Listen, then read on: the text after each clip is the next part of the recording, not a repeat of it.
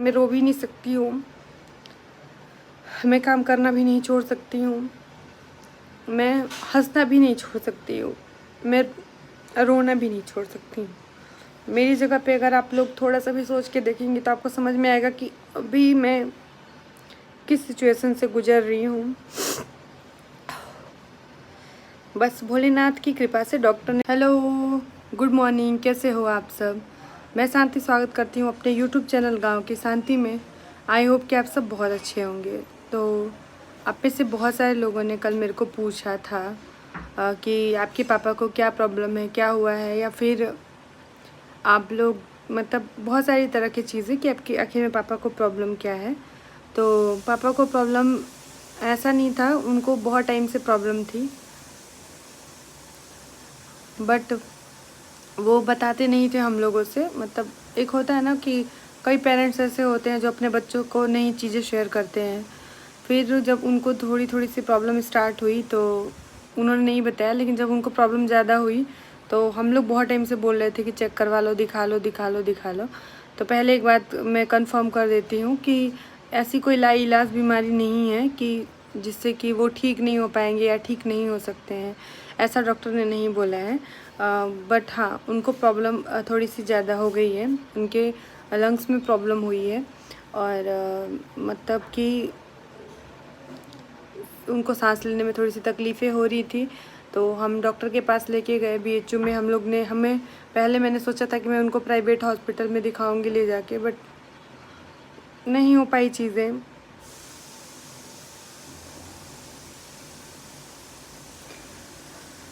फिर हम उनको बीएचयू हॉस्पिटल में लेके गए। जैसे होता है ना कि दुख में ना, सुख में ना आपके बहुत सारे लोग होते हैं, आपके पास बहुत अच्छी अच्छी बातें करने वाले लोग आपको मिल जाते हैं, बहुत बड़ी बड़ी बातें करने वाले लोग मिलते हैं, लाइक कि हम ये कर देंगे, हम आपके साथ हैं, ये हैं, वो हैं।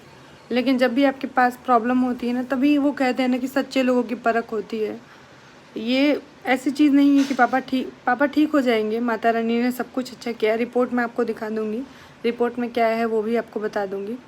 बट जैसे जिस मजबूती से हम लोग खड़े रहते हैं, बस हम 3 बहनें डटे रहे हॉस्पिटल में। आज हॉस्पिटल जाना है बट नहीं मैं जाऊंगी, क्योंकि मेरा एक होता है ना कि मैं वो सब चीज़ें खुद के साथ होना मैं देख पाती हूँ, बट पापा के साथ नहीं देख पा रही हूँ। तो मतलब मेरी सिचुएशन को समझने की कोशिश करिएगा। ऐसा नहीं कि मैं हॉस्पिटल जाऊंगी ही नहीं, जाऊंगी, बट मैं बहुत ज़्यादा कल परेशान हो गई थी। मतलब मुझे बहुत तेज़ घबराहट होने लगती है, या फिर मुझे ही लगता है कि मैं खुद ही हॉस्पिटल में भर्ती हो जाऊंगी, ऐसी चीज़ें होती हैं।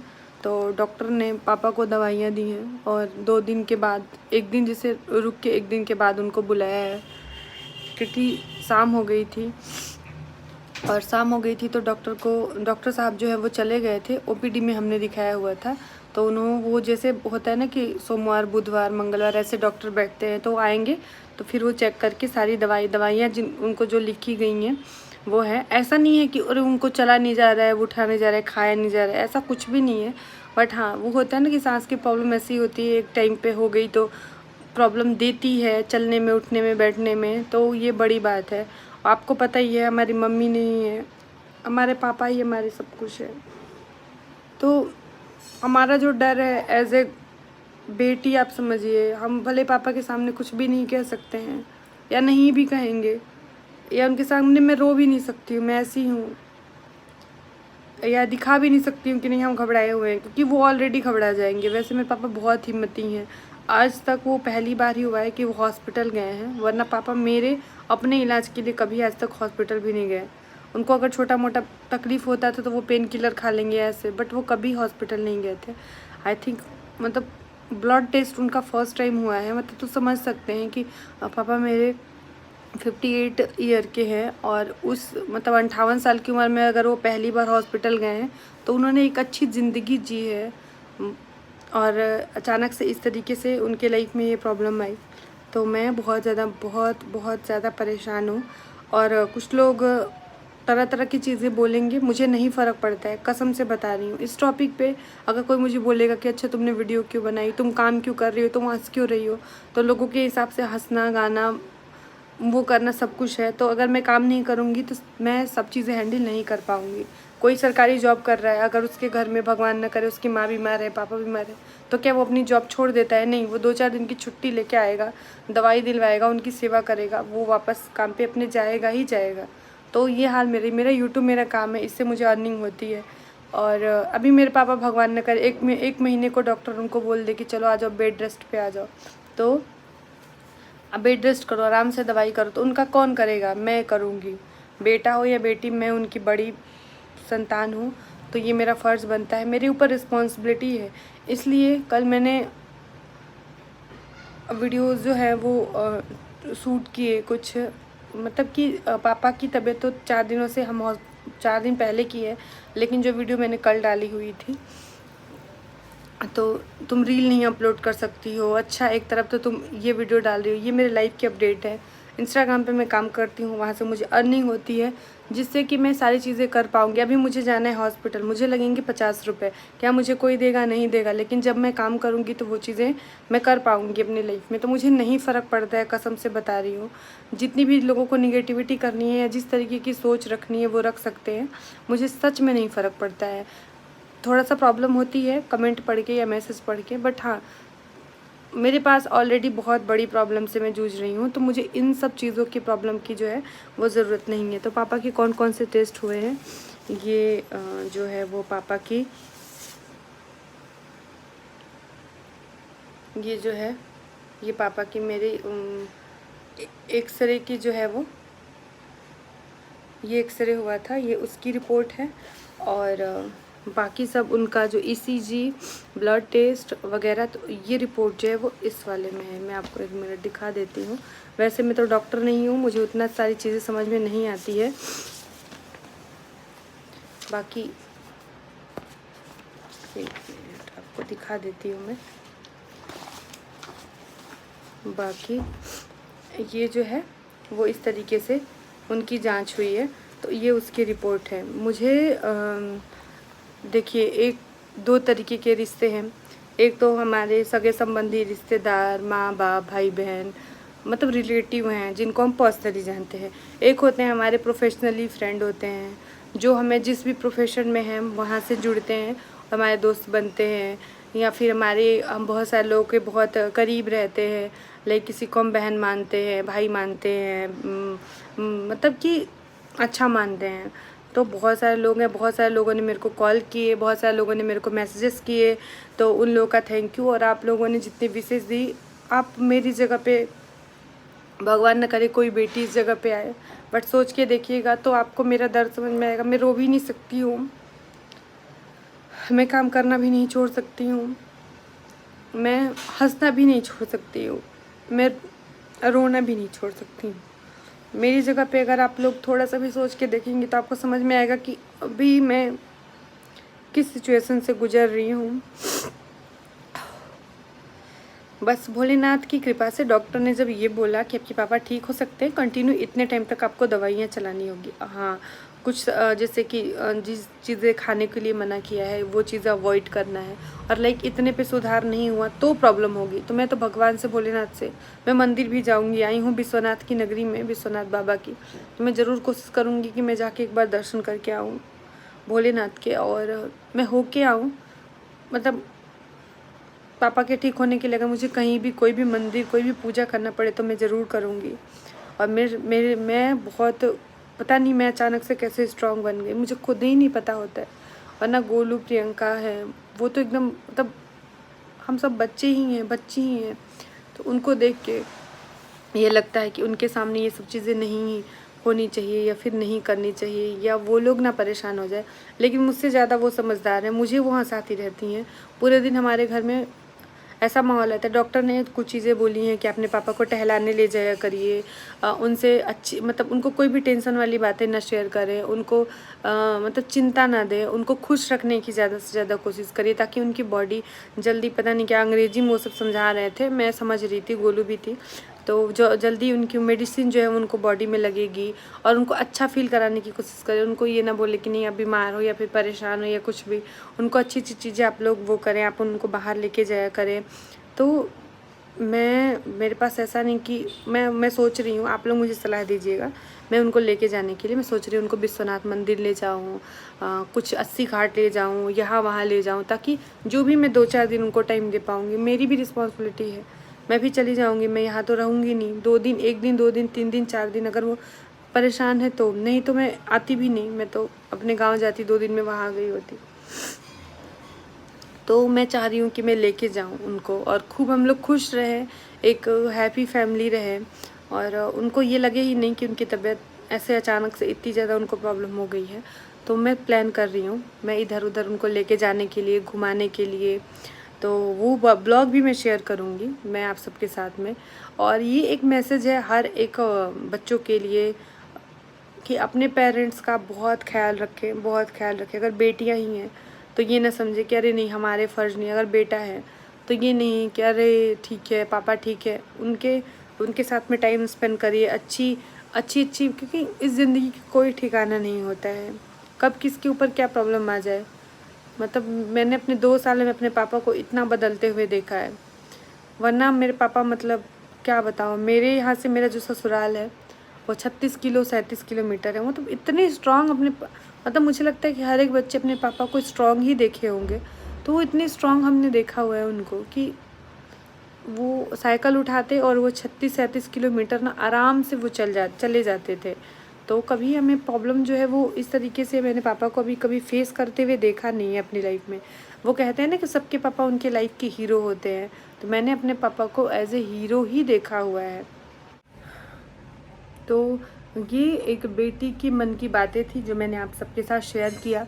और बस एक विनती भी कि आप लोग मेरी इस सिचुएशन को समझने की कोशिश करिएगा और इस पे किसी भी तरह की कोई भी ऐसी चीज़ें नहीं करिएगा जिससे कि मुझे दुख हो। वैसे तो मैं सच बताऊं, मतलब एक भगवान इतनी परीक्षा ले लेते हैं ना एक टाइम पे, आपकी परीक्षा पे परीक्षा देनी पड़ती है कि ना, मतलब कुछ लोगों की बातों का ना आपको फ़र्क पड़ना भी बंद हो जाता है और दुख होना भी बंद हो जाता है। एक टाइम पे इंसान इतना मजबूत हो जाता है।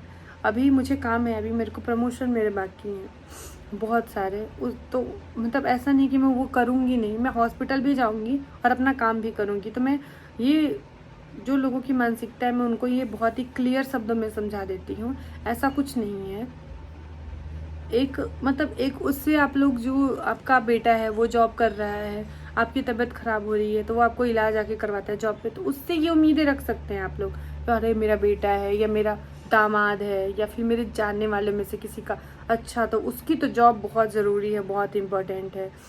बट एक लेडी, एक बेटी जो कि एक यूट्यूब पे अर्निंग भी करती है, सोशल मीडिया से अर्निंग भी करती है, बट उसके पापा बीमार हुए तो मुझे भी पैसों की ज़रूरत पड़ती है। अभी मेरे पापा बीमार हैं तो क्या आप, मतलब ऐसा नहीं कि कोई हेल्प कर देगा सामने से कि जी नहीं, जो भी करना होगा वो हमें खुद ही करना पड़ेगा।